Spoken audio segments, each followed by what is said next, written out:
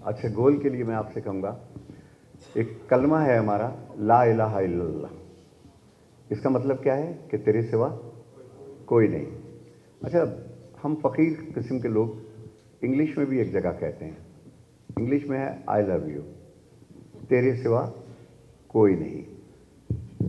वो कहता है कि शिर्क करोगे तो बर्बाद हो जाओगे, आई लव यू में भी शिर्क करोगे तो बर्बाद हो जाओगे।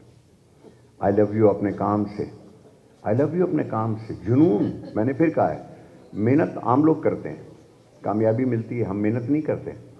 हम जुनून है हमारे पास, उसको इश्क कहते हैं।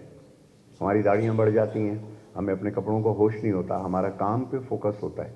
इससे मिलेगा क्या? अल्लाह को बस ये पसंद आता है। मेरे बच्चों, एक बात याद रखना, अल्लाह को सिर्फ ये पसंद आता है कि तुम्हारा जुनून कितना है। नहीं समझ में आ रहा? आएगा। वो सातिरुल अय्यूब भी है, रहमानुर रहीम भी है। जब आपको मेहनत करते हुए देखता है, आप अपने पड़ोसी को देखते हैं, लड़के को, ये is quite intelligent, I am not like this like him, तो आप ये समझते हैं मैं इस जैसा नहीं हूँ। ऐसा नहीं है।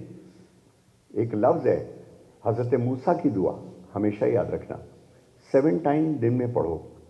हज़रत मूसा सलामुल्लाह अलैह, इनकी एक दुआ थी, जब अपनी कौम से थक गए, जैसे आप अपने काम से थक जाते हो, अरे नहीं समझ में आ रहा भाई, बहुत मुश्किल हो रहा है, ऐसा होता है ना, तो उस वक्त एक दुआ है, बिस्मिल्लाहिर्रहमानिर्रहीम, रब्बी अन्नी मगलूबुन फंतसिर, आय अल्लाह मैं बेबस हूँ, मेरी मदद फरमा। आय अल्लाह मैं बेबस हूँ, मेरी मदद फरमा। तो गैब से आपकी मदद फरमाता है।